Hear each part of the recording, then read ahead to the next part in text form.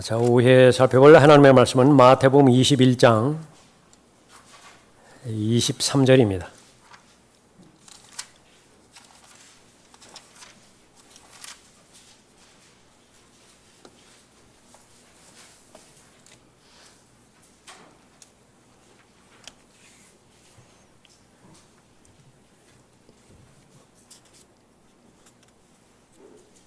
마태복음 21장 23절부터 27절까지 받들어 읽겠습니다.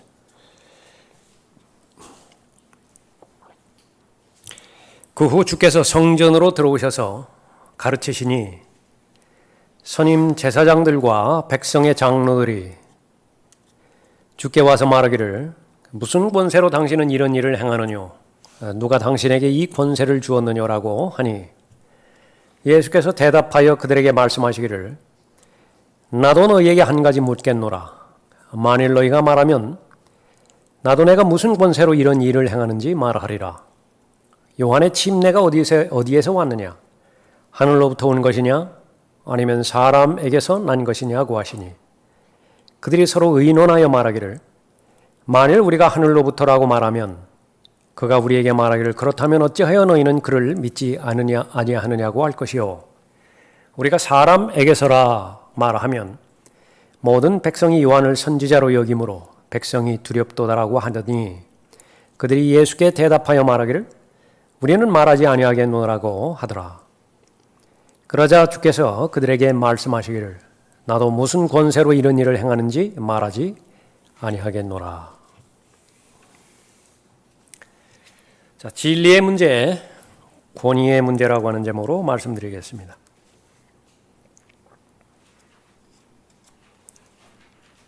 예수님께서 지금까지 오는 동안에 예루살렘의 성전으로 들어오셔서 여기에서도 많은 기적들을 행하셨습니다. 또 그 바로 전에는 열매 맺지 못하는 무화과 나무를 이렇게 저주하셨죠. 그랬을 때에 그 저주받은 무화과 나무가 뿌리부터 그렇게 말라버린 것을 볼 수 있습니다. 이 자연계에서 일어나는 현상들, 그 부분들도 예수님께서 간섭하셔서 기적을 일으키신다는 사실을 알 수 있습니다. 지난주에 이 말씀 드리면서 하나의 그 열매 맺지 못하는 그 부분에 관련돼서 예를 들면서 저 교회 뒤에 있는 텃밭의 옥수수를 말씀드렸습니다. 그날 아주 비가 폭포같이 쏟아부었었죠. 그러니까 정말로 그때 비만 안 왔더라면 오전에 성경 공부하기 전까지 좀 시간이 있으니까 다 뽑아버릴 수 있었을 것입니다. 그러다가 하나님의 말씀 인용하면서 하나님께서는 오래 기다리시는 하나님이시죠.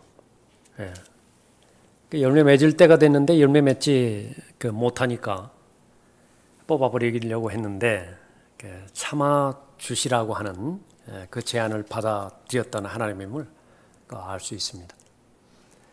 그랬더니 며칠 지나지 않아서요. 그제서야 옥수수에서 열매가 주렁주렁 열리는데 참 미안하더라고요. 옥수수한테. 그거 참지 못하고 비가 안 왔더라면 다 뽑아버렸으면 어떡할 뻔했어요. 아주 튼실하게 이렇게 열매가 잘 맺혀졌습니다.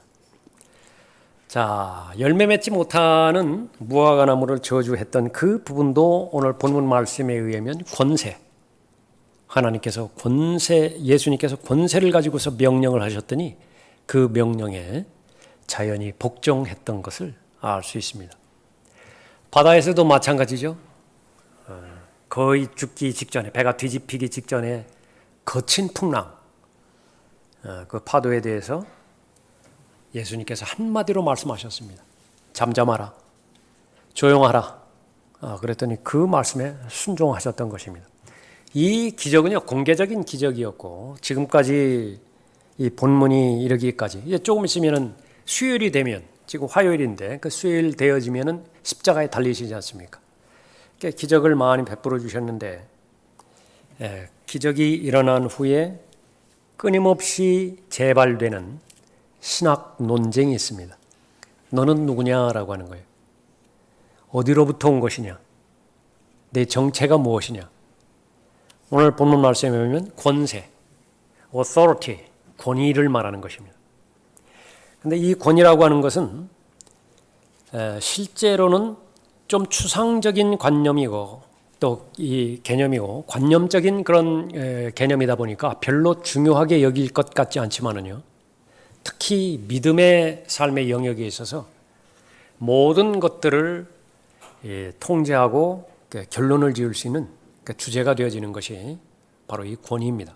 권위의 문제, 삶의 본질의 문제이고 진리의 문제라고 하는 사실을 우리가 잘 알 수 있습니다. 권위를 받아들일 때에 참된 권위를 말하는 것은 말할 것도 없습니다.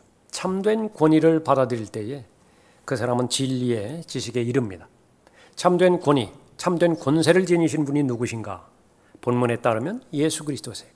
그러니까 예수 그리스도만을 최종 권위로 받아들이는 사람일 때 하나님께서는 진리의 지식에 이르게 하시는데 그 진리 안에는 모든 것들이 다 들어있죠. 영원한 생명부터 시작해서 구속도 들어있습니다. 하나님의 의도 들어있죠. 거기에는 성령의 열매까지도 포함이 되어 있는 것입니다.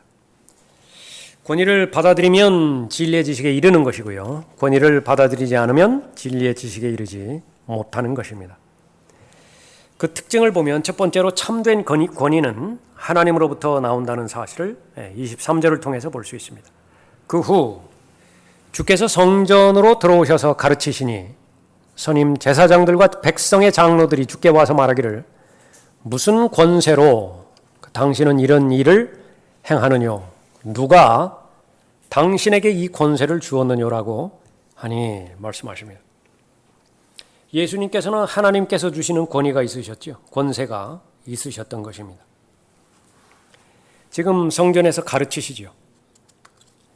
예수님의 그 사역, 그것은 왕국 복음을 전할 때에 몇 가지 특징으로 그렇게 나타나는 것인데요.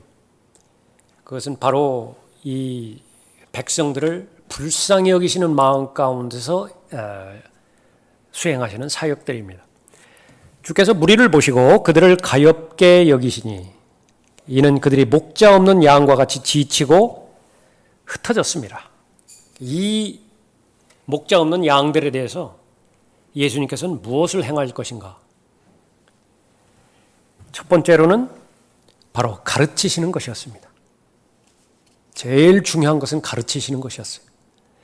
그 후에 예수께서 모든 성읍들과 마을들로 돌아다니시며 그들의 회당에서 가르치시고 그 다음에 왕국복음을 전파하십니다. 왕국복음을 전파하시며 또 백성 가운데서 모든 질병과 허약함을 고쳐주시더라.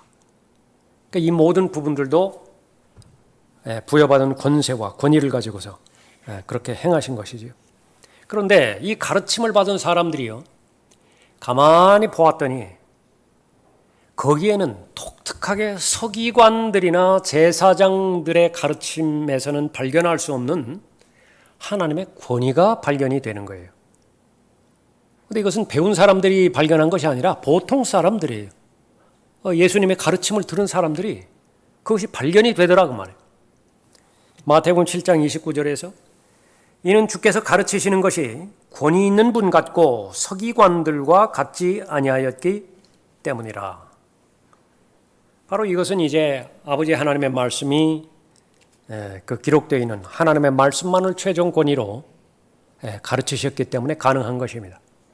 예수님께서는 자신을 결코 드러낼 목적으로 기적을 행한 적이 없으셨죠. 아버지의 영광을 위해서 자신의 몸을 드리고 생애를 드리고 단 한 가지의 기적조차도 자신의 이름을 내기 위해서 행한 것이 아닙니다. 그러니까 그 부분이 모든 백성에게 그대로 전달이 되었던 것입니다. 반면에 서기관들, 이 제사장들, 자신들은 권위가 있다라고 주장하는 것입니다. 이 사람들이 강력하게 요구하는 것은 예수님께서 설교하시죠. 서기관들도 설교하고 제사장들도 설교해요. 그런데 그 설교를 듣는 백성들이 예수님의 가르침에 대해서는 들은 채만 채 하고 자신들의 가르침, 자신들의 교리에 대해서 마음을 주기를 바랬던 것입니다. 그런데 이것이 거꾸로 돼버려요. 그러니까 견디지를 못하는 것입니다. 참지를 못하는 것입니다. 그 원인은 왜 그런 것인가? 서기관들에게는 왜 권위가 없는 것인가? 제사장들에게는 왜 권위가 없는 것인가? 그런데 이 서기관이라고 하는 직책과 제사장이라고 하는 직책은요, 또 하나님께서 허용하신 직책입니다. 아론으로부터 시작해서 그 후손들을 제사장 직분을 주셨죠.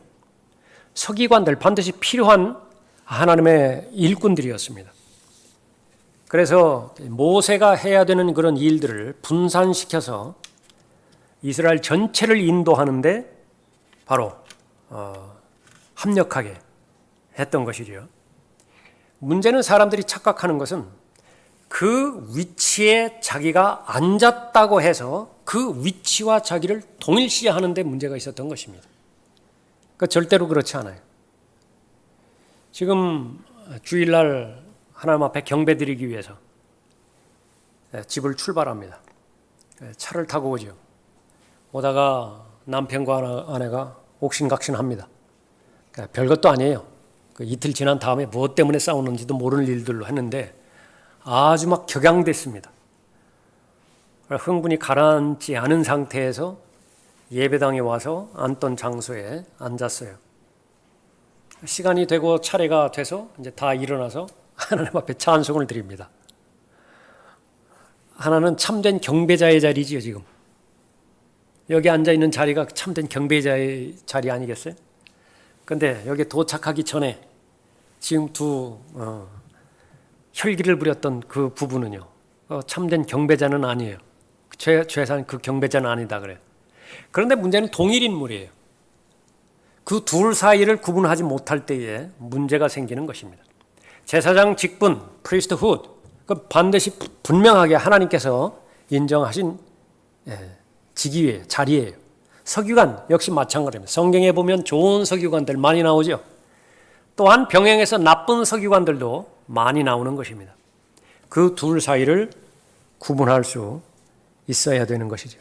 그런데 하나님께서 제사장의 직분을 주시고 서기관의 직분을 주셨는데 시간이 지나면 지날수록 더 악화가 되어지는 서기관들과 바리새인으로 대표되어지는 제사장들이 있다라고 하는 사실을 그 성경에서는 언급하고 있습니다. 위선자인 서기관들과 바리새인들아, 너희에게 화 있으리라. 이는 너희가 잔과 접시의 겉은 깨끗하게 하나 속은 약탈과 방탕으로 가득 차 있기 때문이라. 하나님의 권세를 지니시고 하나님의 권위를 가진 분이 그 속 마음을 꿰뚫어 보았을 때에 그 사람들이 가지고 있는 직책, 직위와는 전혀 어울리지 않는 상태가 지금 그들에게서 발견되는 것입니다. 너 눈먼 바리새인아, 잔과 접시의 안을 먼저 깨끗이 하라. 그러면 그 겉도 깨끗하게 되리라. 위선자인 서기관들과 바리새인들아, 너희에게 화 있으리라. 이는 너희가 회칠한 무덤들과 같음이라. 그것들은 실로 겉으로는 아름답게 보이나 안으로는 죽은 사람의 뼈와 모든 더러운 것으로 가득 차 있도다. 이와 같이 너희도 겉으로는 사람들에게 의롭게 보이나 속에는 위선과 불법으로 가득 차 있도다.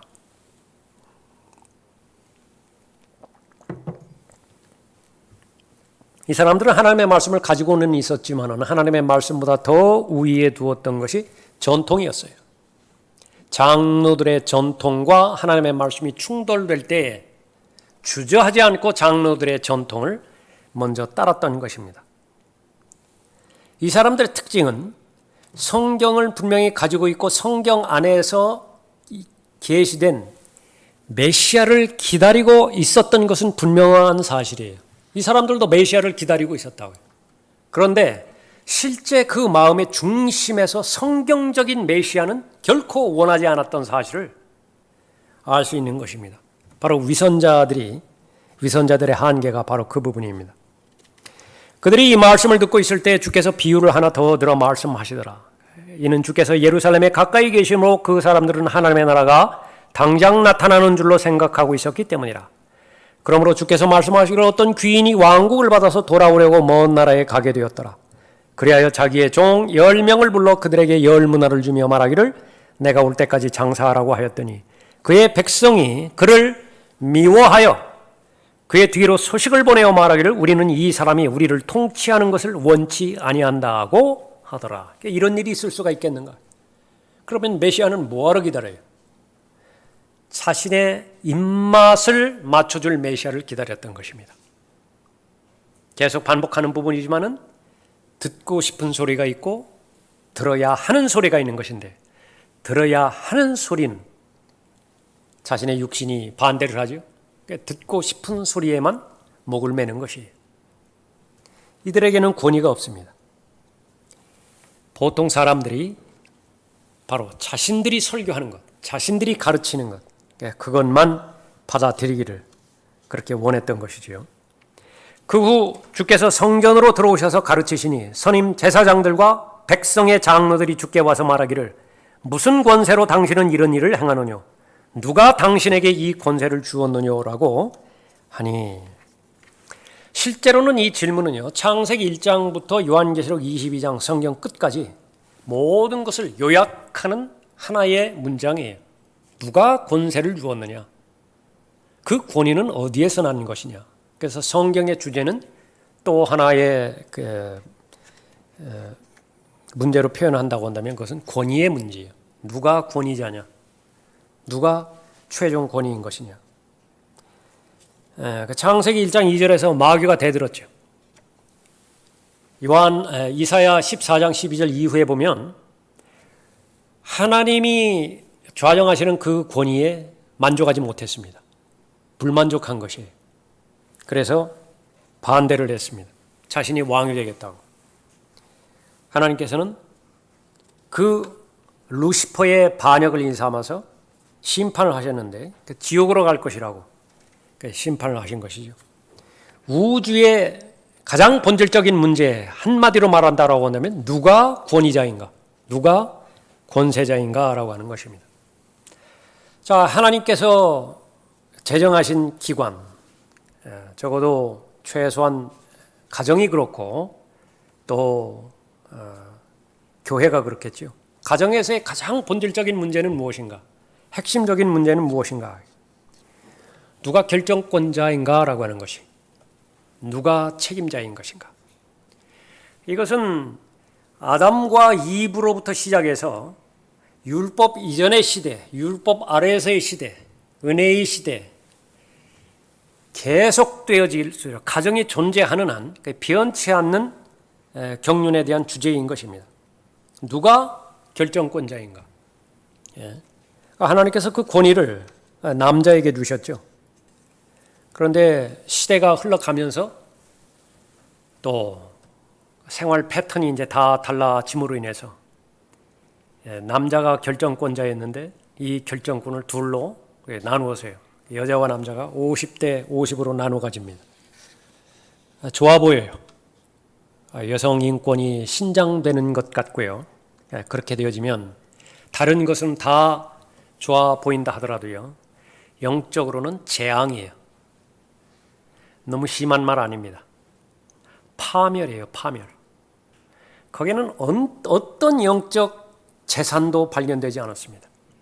거기에는 자녀에게 넘겨줄 어떤 영적 유산도 발견되지 않습니다. 그러니까 다른 것은 다 있을지 몰라요. 뭐 민주적으로 뭐 교육하고 뭐 거기에는 서로 간의 사랑이 확인되죠. 그럴지 모르지만은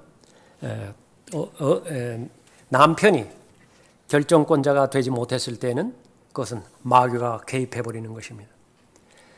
이 부분에 대해서는 여러분이 경험하는 것이고 또 앞으로도 무엇을 가르칠 것인지에 대해서 그것은 시간이 지난 것과 상관없이 환경이 변하는 것과 상관없이 지속이 변함없이 진리가 되는 것입니다.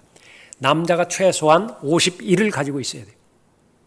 여자가 49를 가지고 있다 하더라도 남자는 51을 가지고 있어서 남자가 결정해야 되는 것입니다. 현명한 아내라고 한다면 남편이 그 역할을 할 수 있도록 잘 도와야 돼요. 그것이 훌륭한 참모의 역할입니다. 국무위원들이 있을 거 아니겠어요? 장관 포함해서. 가장 중요한 것은 무엇입니까? 우리나라 직제에서 대통령이 올바른 판단을 할 수 있도록 도와줘야 되죠. 그것이 아주 최고의 참모인 것입니다. 먼저 아내가 구원받을 수 있고요. 먼저 아내가 진리의 지식에 더 먼저 다다를 수 있습니다. 그렇다고 해서 아내가 결정하는 것은 영적 질서에 위반되어지는 것이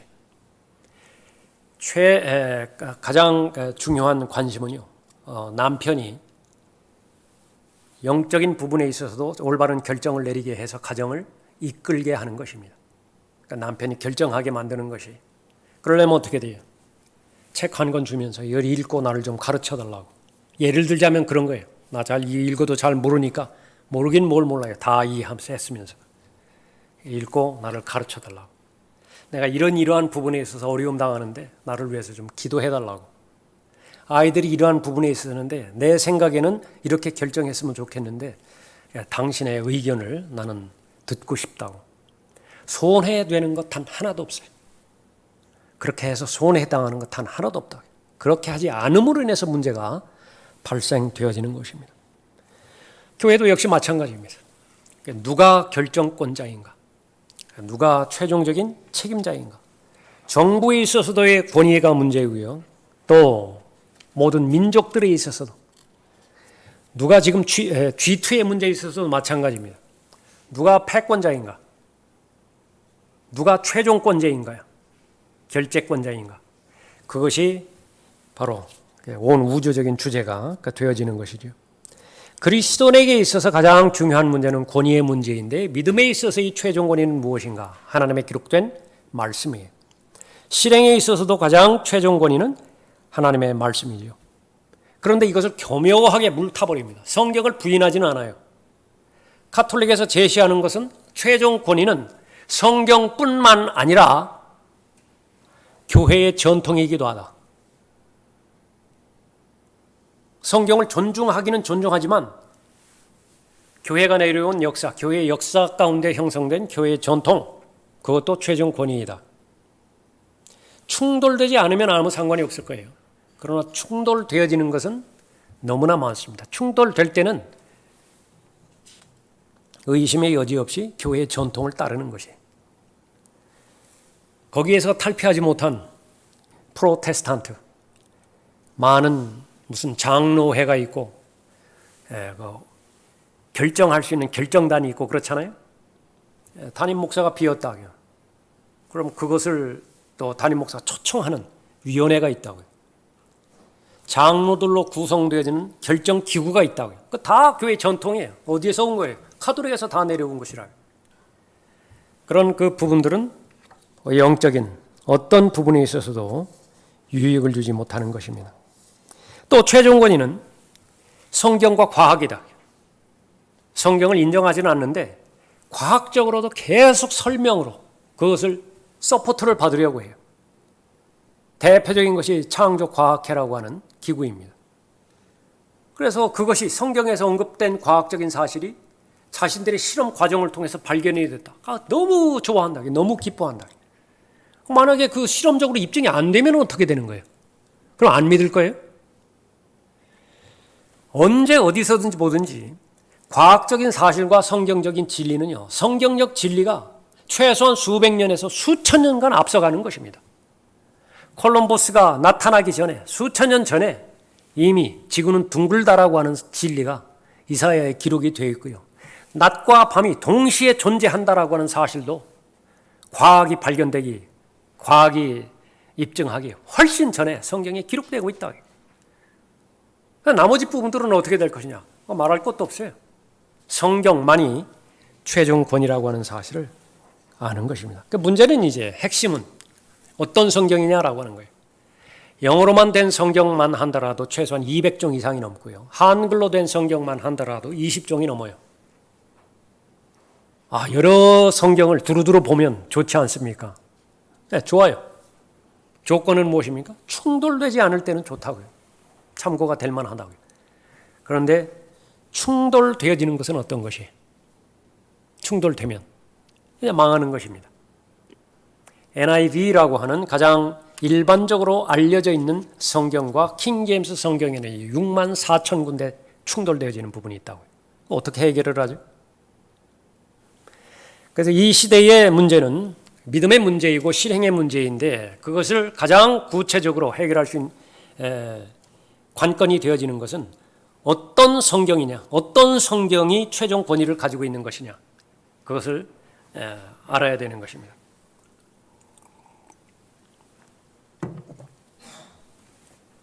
영어 킹제임스 성경에 대해서 락하만 목사님의 견해예요. 중요하니까 잘 들어보십시오. 하나님께서 내게 마지막 날들의 만국 언어인 영어로 된 성경을 최종 권위로 주셨다는 것이 나의 입장이다. 그렇다면 모든 외국어로 된 성경은 어떻게 되는 것입니까? 라고 사람들은 물을 것이다. 나는 모르겠다. 나는 그런 언어들을 말할 줄도 모르고 읽을 줄도 모른다.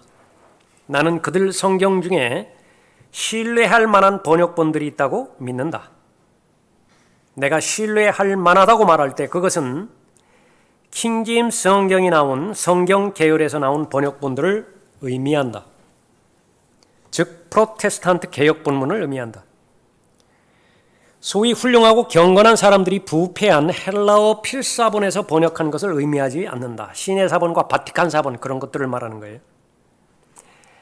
그 부패한 헬라어 필사본들을 추천하는 자들은 독일의 이성주의자들과 교황과 가까운 자들인데 웨스트코트, 홀트, 그리스바흐, 라흐만, 티셴돌프 등과 같은 자들이다.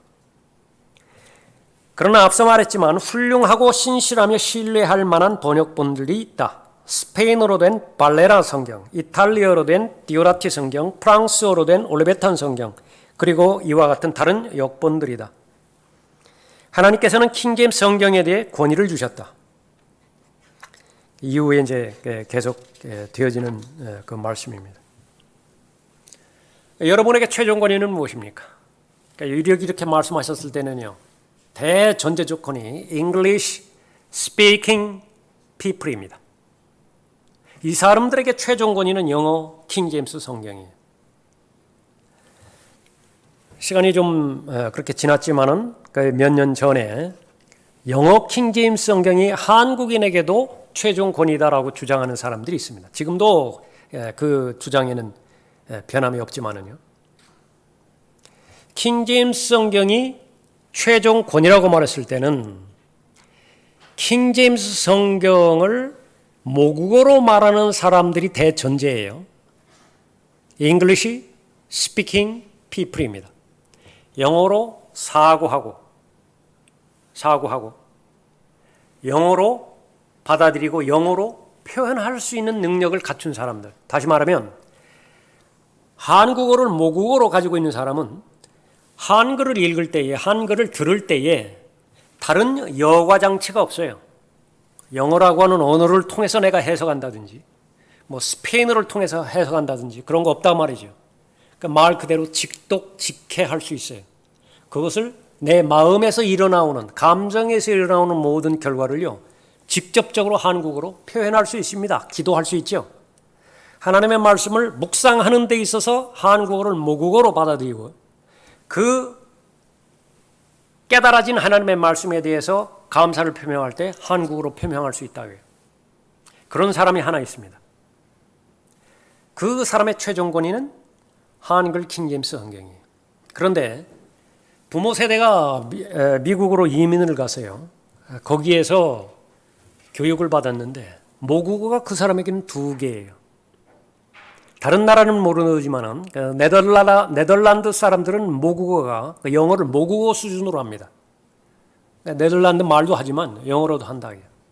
그 사람들에게 있어서 최종 권위가 무엇이냐? 그 둘 다 될 수 있어요. 한글 킹제임스 성경과 영어 킹제임스 성경이 둘 다 될 수 있다 그 말이죠. 그러면 한국어를 모국어로 사용하는 모국어로 된 그런 사람들에게 있어서 영어 킹제임스 성경은 무엇이냐 그러면 락만 목사님이 말했던 것처럼 신뢰할 만한 역본이에요. 신뢰할 만한 역본이라고. 이 부분이 잘못되면은요, 영어 킹제임스 성경을 성경 최종 권위로 받아들인다고 한다면 그것을 읽고 그대로 영어로 받아들인다고 한다면 아무 문제가 없지만은요.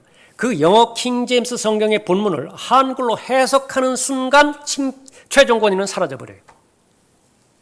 그 무서운 짓들을 하고 있는 것입니다. 그 무서운 주장을 하고 있는 것이 그게. 그래서 여러분에게 있어서 여러분이 모국어로 한국어도 사용할 수 있고 영어로도 그렇게 사용할 수 있다. 그러면 아무 문제 없습니다. 그러나 여러분 가운데서 나는 한국어가 모국어이지 영어는 나는 영어 자체로도 사고할 줄 모르고 다시 말하면 생각 자체를 영어로 하는 거예요. Thinking in English. 이 기능이 없다. 그러면 참조 성경일 수밖에 없어요. 그 부분에 대해서 현혹되지 말아야 되고요. 미혹되지 말아야 돼요. 이 부분에 대해서 또 하나의 그 권위가 주장되어지는 것은 바로 두 성경을 제시하고 번역본이 두 개가 있어요. 서로 충돌되어지는데 어떤 성경이 올바른 것인지 잘 모릅니다. 그때 이것을 판단받기 위해서 누구에게 가느냐 하면 더 많은 정보와 더 많은 데이터가 있는 소위 학자라고 하는 사람한테 가요. 두 가지 중에 무엇이 맞습니까? 그러면 그 사람이 판단해 주죠. 그것은 A 성경이 더 옳습니다. 킹제임스 성경이 있고 뉴 킹제임스 성경이 있는데 이 부분에 있어서는 뉴 킹제임스 성경의 번역이 옳습니다. 그러면 뉴 킹제임스 성경이 그 사람에게 최종 권위가 아니에요. 속지 마세요. 그렇다고 그 사실을 알려주는 그 학자라고 하는 사람이 그 사람에게는 최종 권위예요. 제가 킹제임스 성경에 대해서 소식을 접하고 개역 성경과 킹제임스 성경에 대해서 판단을 하는 데 있어서 최종적으로 마지막 단계로 결정을 내리는 데 있어서 지금은 이제 고인이 됐지만은요. 장누만 목사라고 하는 사람이었습니다. 그 사람은 킹제임스 성경에 대해서 아주 부정적인 시각으로 이 글도 그렇게 써서 아주 악영향을 많이 끼친 사람이었지만은요. 이 정보면에 있어서 학자라고 하는 그 부분에 있어서는 자신이 속한 교단뿐만 아니라 다른 교단에서도 인정을 받고 있는 그런 사람이었습니다. 그래서 그 사람을 장두환 목사라고 부르기보다는 장두환 박사라고 그렇게 부릅니다.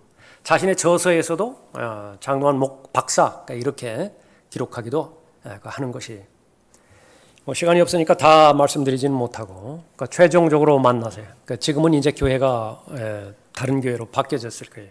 서울에 독산동이라고 있는데 거기에 사랑의 교회라고 하는 이름으로 할 때에 저하고 이제 만나서 질문과 답변을 했던 것이죠. 세 가지 질문을 했는데 그 중에 하나는요. 개역 성경이 부족하고 킹제임스 성경이 부족하다라고 하는 것인데 그 사람의 주장입니다. 완전한 성경 없다 그거예요. 그러면 잘못된 본문이 헬라어에 의해서 밝혀졌을 때는 목사님은 어떤 자세를 취하십니까? 그것이 설교의 필요성이다. 성경 공부의 필요성이다. 그렇게 말하는 거예요. 회중은 무지하기 때문에 모르겠기에 전문적으로 교육을 받은, 전문적으로 훈련받은 성경으로 말하면 이제 서기관급입니다. 이 박사들이, 학자들이 그 모르는 회중들에게 헬라어의 근거에 비추어서 어원의 근거에서 가르쳐 주어야 된다라고 하는 것이죠. 자, 그러면은 이제 올바른 정보를 받았죠? 회중의 입장에서 한번 생각해 보세요. 회중의 입장에 있어서 최종 권위는 그러면 헬라어로 대변되어지는 그 헬라어 성경입니까? 아니면 그 정보를 준 장두만 박사인 것입니까?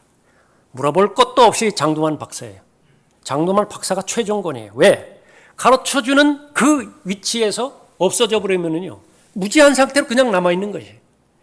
지금 세 본문을 거쳐서 개역성이 잘못되었다라고 정보를 받았어요. 교정을 해줬어요. 내가 깨달았어요. 예를 들어서 베드로전서 2장 2절에서 구원에 이르도록 이라고 하는 말은 헬라어로는 실제로는 그런 의미가 아니라 어떻게 해서 했다. 내가 알았다는 거예요. 또 다른 부분에 있어서 알았다. 그러면 그 상태에서요. 다른 성경을 보겠죠? 매일매일마다. 얼마만큼 확신을 가지고 성경 본문을 읽을까요? 혹시 이 본문도 틀린 거 아닌가? 이 본문에서도 잘못 번역이 되어 있으면 어떻게 되는 것이지? 무슨 믿음이 형성되겠어요? 예. 그 부분들을 지금 이 마태복음 본문에서 계속 제시하는 것이 권위에 관한 그런 부분입니다. 학자들은 사람들에게 원하는 것은요, 자기에게 오기를 바라는 것이에요. 믿음의 문제, 실행의 문제에 있어서 킹제임스 성경으로 달려가기를 원하는 것이 결코 아니라 자기들에게 가져와서 답을 얻기를 바라는 것입니다. 그러면 자기가 최종 권위의 자리에 앉아서 일일이 답변을 해주는 것입니다. 그때에 자신은 권위자로서 자리매김이 되어지는 것이죠. 그것은 권위가 있는 것이 아니라 권위주의에 눌러 앉아버리는 것입니다. 그러니까 무서운 것이에요. 예. 참된 권위는 예수 그리스도께만 나와 있는 것입니다. 누가 당신에게 이 권세를 주었는지 말하라. 예수님께서는 한마디로 답변할 수 있는 것이죠.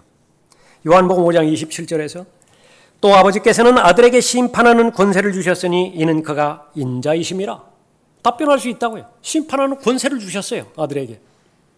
또 요한복음 5장 30절에서는 나는 아무것도 스스로 할 수 없노라. 나는 듣는 대로 심판하노라. 또 나의 심판이 의로운 것은 내가 나의 뜻을 구하지 아니하고 나를 보내신 아버지의 뜻을 구하기 때문이라.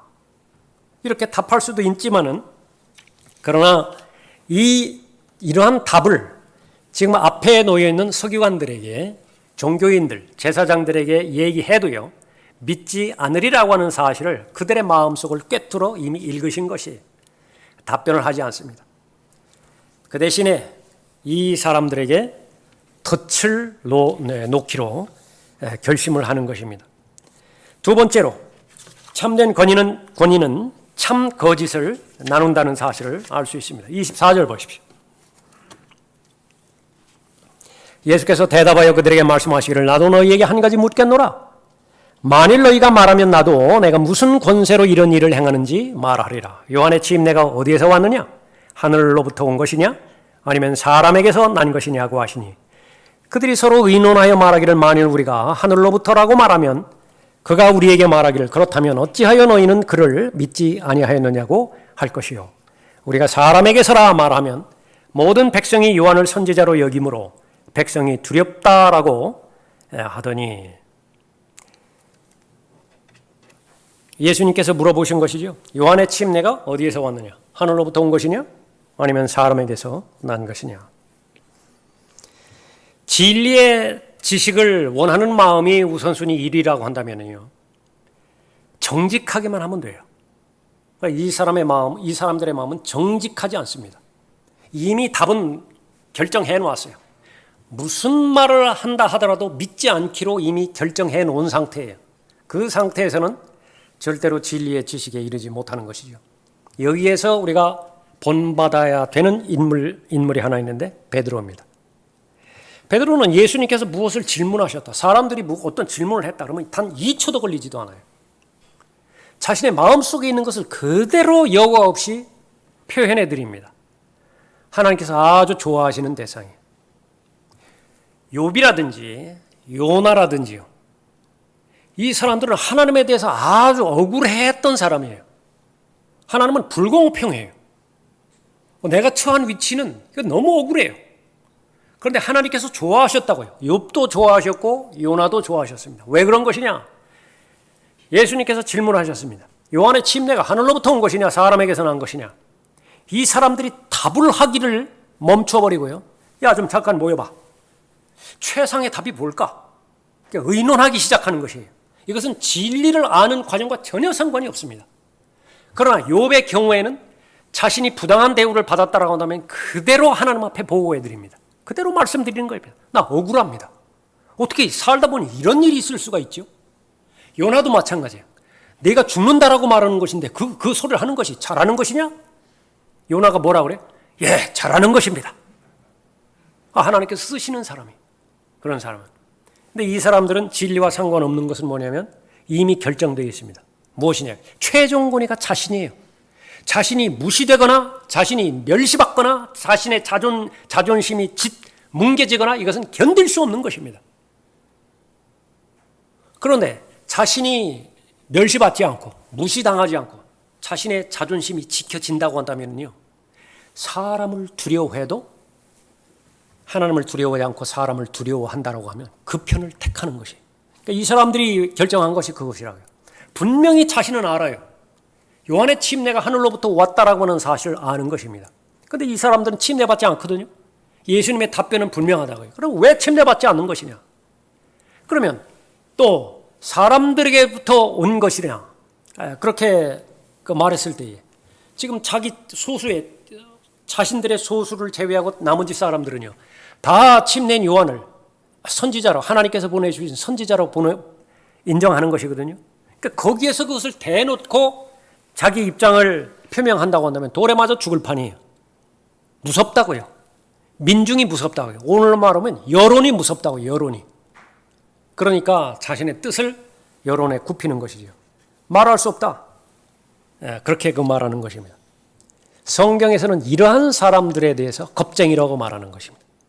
진리에 대해서는 어떤 결정도 할 수 없는 사람, 진리에 관한 문제에 관한 권위와 권세에 관한 문제는 계속 유보시켜요. 결정을 하지 못하고 계속 미루는 것이에요. 다음번에. 가장 단편적으로는 예수 그리스도 영접하는 것부터 그러죠. 사실은 아는데, 많은 부분 동의를 했는데 지금 당장 예수 그리스도를 영접하지 않는 것입니다. 여러분, 그런 사람들 만나면은요, 그 질문을 한번 해보세요. 예수 그리스도를 영접하는 데 있어서 가장 걸리는 문제가 무엇입니까?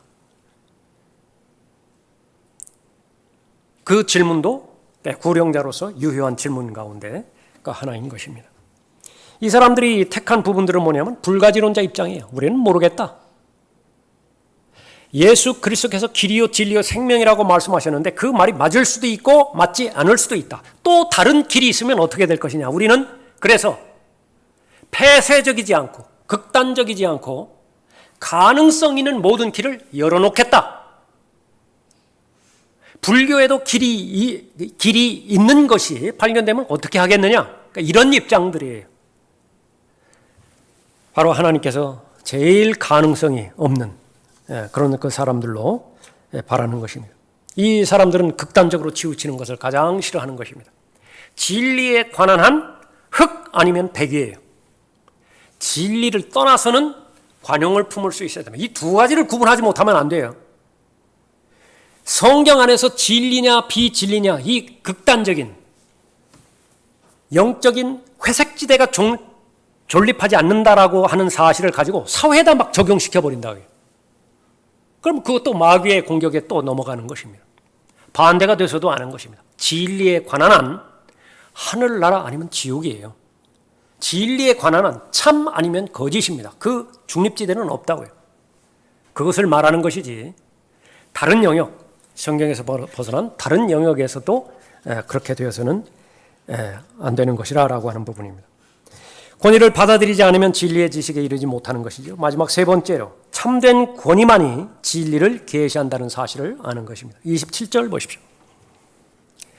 그들이 예수께 대답하여 말하기를 우리는 말하지 아니하겠노라고 하더라. 그러자 주께서 그들에게 말씀하시기를 나도 무슨 권세로 이런 일을 행하는지 말하지 아니하겠노라. 예수님께서 이 사람들에 대해서 포기해버린 것입니다. 가장 무서운 심판이에요. 이 길만이 진리의 길이다. 이 길만이 영생의 길이고 이 길만이 영원히 살 수 있는 유일한 길이다. 계속해서 제시하는데요. 어느 순간부터는 네가 생각하는 대로 걸어가라. 가장 무서운 심판이에요. 하나님께서 give up, 포기해버리는 것입니다. 누구에게 이 부분을 말하는 것이냐. 고의적인 무직 가운데 계속해서 머물러 있으려고 하는 것이 하나님께 읽혀진 사람인 것입니다. 거짓말하는 이유, 이 사람들이 거짓말하는 이유, 사람들을 두려워했기 때문에 그렇습니다. 하나님을 두려워하면 사람들 두려워하지 않아요. 사람들을 두려워하지 않는다고 해서 사람들 멸시하고 사람들 막대하고 그런 말이 아닌 것은 여러분들이 잘 알고 계시죠? 사람을 두려워하면 하나님을 두려워하지 않습니다. 이것이 또 한 문제의 핵심이에요. 권위와 직접적으로 관련된 부분입니다. 왕의 말에는 권위가 있죠. 무섭다고요. 두렵다고요. 그래서 왕이 무서운 거예요. 만왕의 왕께서 하시는 말씀, 거기에는 권위가 있기 때문에 하나님의 말씀을 두려워하는 것입니다. 그런데 반대로 사람을 두려워하게 되어지면 하나님을 두려워하지 않아요. 하나님을 두려워하지 않으면 성경에 기록되어 있는 모든 경고에 대해서요, 코웃음 친다고요. 한 번 죽는 것은 사람들에게 정해진 것이고 그 뒤에는 심판이 있는 것 같이, 그럴 수도 있고 그러지 않을 수도 있어. 그것이 아주 시급하게 하나님께서 말씀하신 대명제임에도 불구하고 자기에게는 우선순위에 한참 뒤로 밀리는 것입니다. 당장 급한 거 이 계약부터 체결하고, 당장 급하고 이 공부 과정부터 끝내놓고 전혀 하나님을 두려워하지 않는 것이죠. 바로 그것이 자기 자신을 측정하는 잣대라, 그렇게 말하는 것입니다. 이 제사장들, 서기관들, 자신들을 속이는 기만적인 묵인으로 인해서 계시를 놓쳐버렸습니다. 진리를 알 수 있는 계시를 놓쳐버린 것입니다. 하나님으로부터 오는 계시를 알기를 원한다고 한다면 하나님께 정직해야 돼요. 자신의 지금 상태를 정직하게 알려는 것입니다. 진리를 알고 싶습니다. 그러나 제 실제적인 마음은 너무 조급합니다. 지금 직장도 없고요. 지금 장래도 불투명하고, 저는 지금 결혼도 해야 되고요. 지금 아무리 생각해도 이 상태로 간다 한들 노후 대책, 이것은 뭐 방법이 없는 것 같습니다. 돈을 벌어야 됩니다. 지금 정직하게 하나님 앞에 말씀드리시라고요. 지금 문제 해결을 당장 받아야 되겠다, 그 말 하는 것이 아니에요. 정직하게 하나님 앞에 나간다고 한다면 그 다음에 하나님의 방법, 하나님의 가능성은 무한대로 열려 있다고요.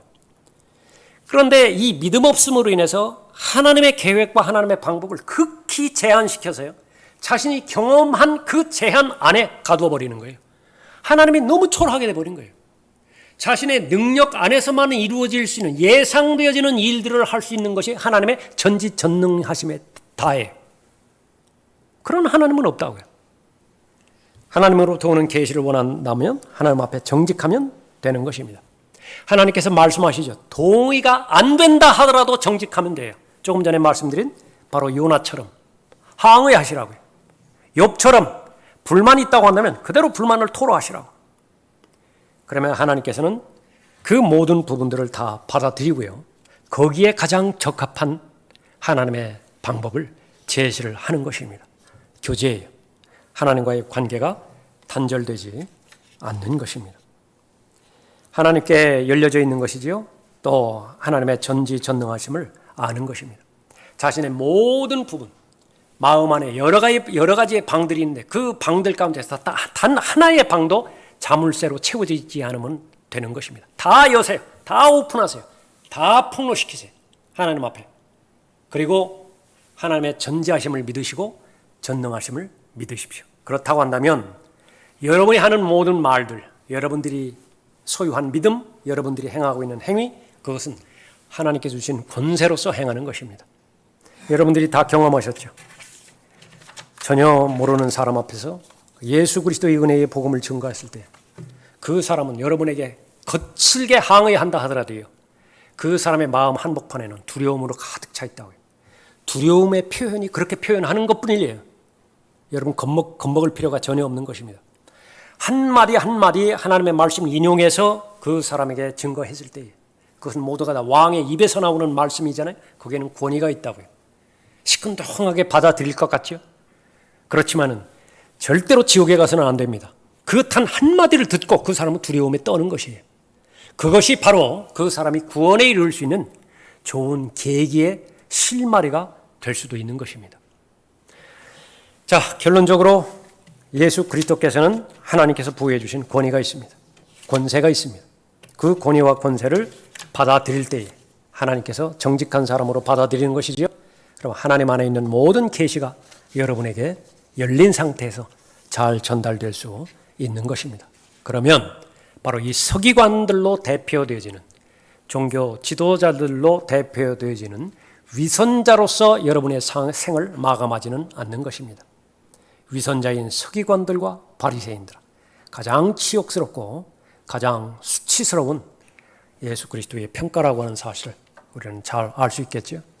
동시에 하나님 앞에 감사드리는 것은 얼마나 많은 사람들이 고의적인 무직 가운데서 스스로 자신을 기만하면서 하나님의 계시를 고의적으로 거부했습니까? 우리가 사는 현 세상이에요. 그 가운데서 여러분은 비록 소수의 남은 자들이지만은 하나님의 권위를 인정하고 하나님의 말씀, 한글 킹 제임스 성경만을 여러분의 믿음의 최종 권위로, 실행의 최종 권위로 잘 받아들임으로 인해서 다른 어떤 것들과 충돌한다 하더라도 성경이 말씀하시면 그것이 절대 참이고 절대 진리라고 하는 그런 하나님의 말씀을 시인하는 입장을 취했을 때 여러분은 하나님의 보호의 대상이 되었죠. 지속적으로 그러한 믿음의 여정을 계속해서 전진해 나아가는 여러분이 되시기 바랍니다.